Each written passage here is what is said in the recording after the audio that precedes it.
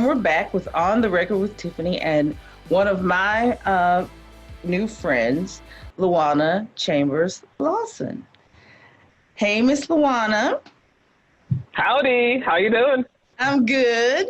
I wanted to now we can't get on the radio without talking about what is happening in the world right now.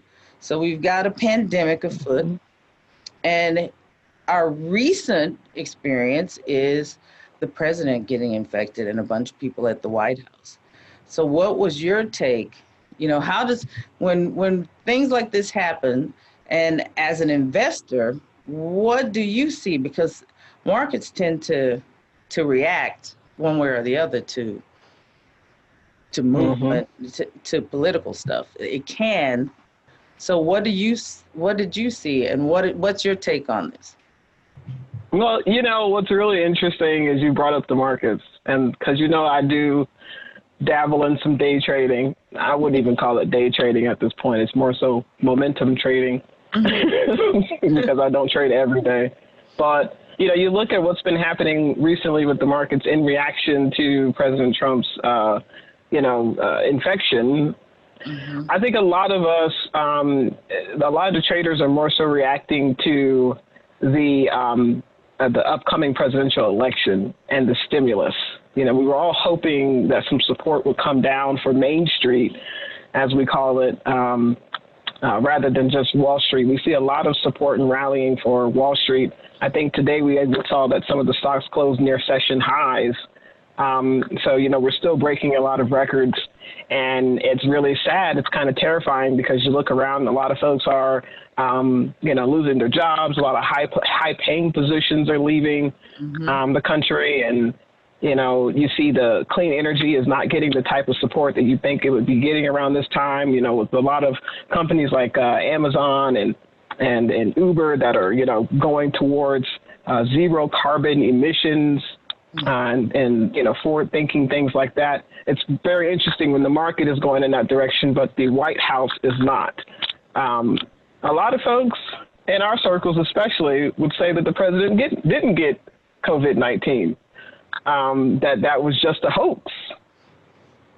Have you been hearing that, Terry?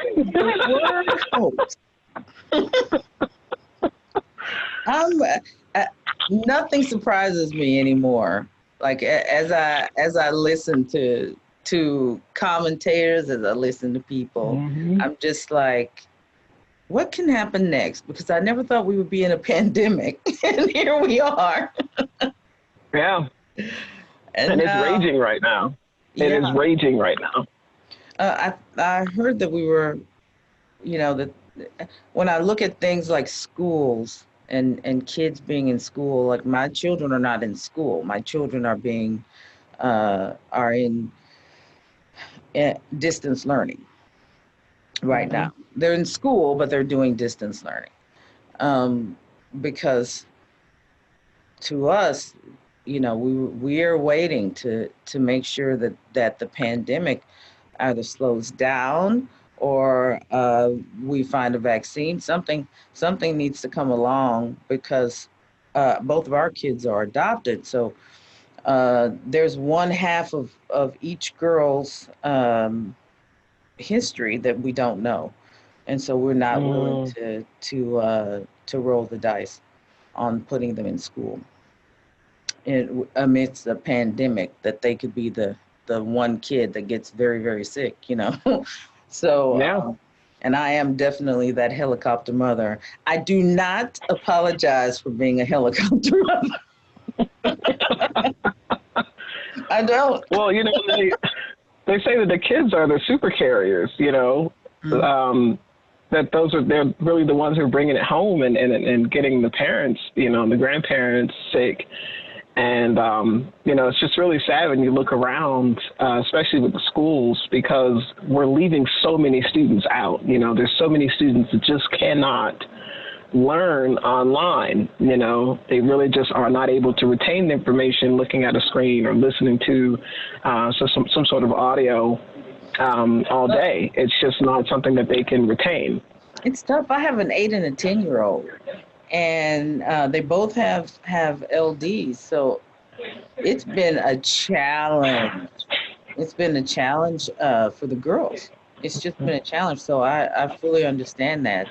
When you're looking at the economy, because I keep hearing all of this stuff about the economy and how long it'll take us to bounce back. What's your estimation on how long it will take us to bounce back now?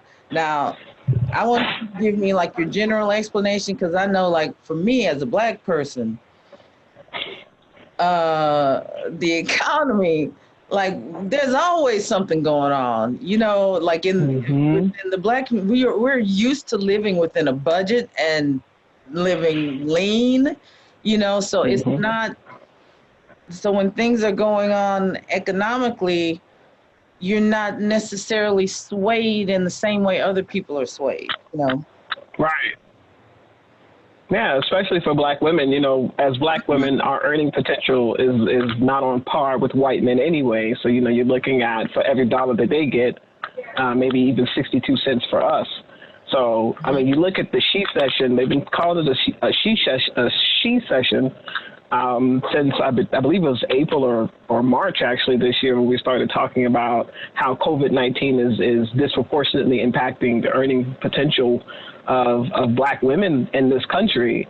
And yeah, it's pretty terrifying, because, you know, you look at Department of Labor, you look at census, which is another reason why the census has been so important, trying to collect the data on, you know, how we're doing, in order to really get a better idea as to what recovery could look like. I don't think that recovery is not a word that we can talk about right now, because we're still surging. We don't have a vaccination. We don't have, even when the vaccination is discovered, you know, we still won't have access. Not everyone will have access to the vaccination anyway, you know, and then whatever impacts from there. And I think the FDA said, we won't see any talks about a vaccination until after the election, well after the election, because of all the trials. They need the trials to settle in and the results to be, you know, vetted and publicized. So recovery is not something I think that we can even wrap our minds around right now. You know, some people have been talking about the summer of next year, the fall of next year. I don't even feel comfortable with those projections. Like, wow. So in terms of the economy and people starting new businesses, because I see like new businesses starting, how, like, what's your recommendation for people who are trying to start a new business amidst all of this? You got to fill the gaps. That's it. Fill the gaps, because, you know, folks, ever since the first stimulus, what we did find with the first stimulus is that a lot of people that did pump money back into the economy, they pumped it into services. You know, Amazon did great, Zoom did great, you know, DraftKings did great, which was really interesting. And, you know, you had several other companies, a lot of healthcare companies, of course, that did well because of the hopes of putting together a vaccination. Exactly. It's like, come on, guys, get us a vaccine. But, I mean, you look at the second round of stimulus, you know, that seems like it's going to have to go back into taking care of home, because a lot of us aren't employed or underemployed. So it's like, how do you get yourself going into something like this? Like, how many Black businesses closed? Like, there were a lot closed. Yeah, they said over 40%. That's right.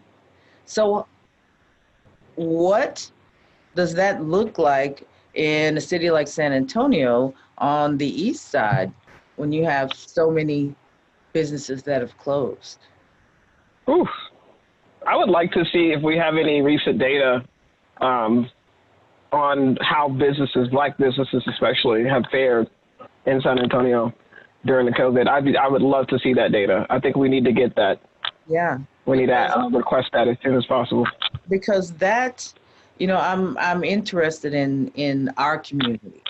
It's one thing to look at 40% in the nation, but what businesses does that mean for us here in San Antonio? Because this community is pretty. It feels like hometown, like small. But I know it's the seventh largest market in the country. But this is a very close knit community. So when you see jobs and businesses closing, that's a painful thing. It's painful to see that. You've been listening to On the Record with Tiffany and my special guest, Luana Chambers Lawson. And we will be back to talk a little bit more about our economic situation here in San Antonio. And you're listening to On the Record with Tiffany.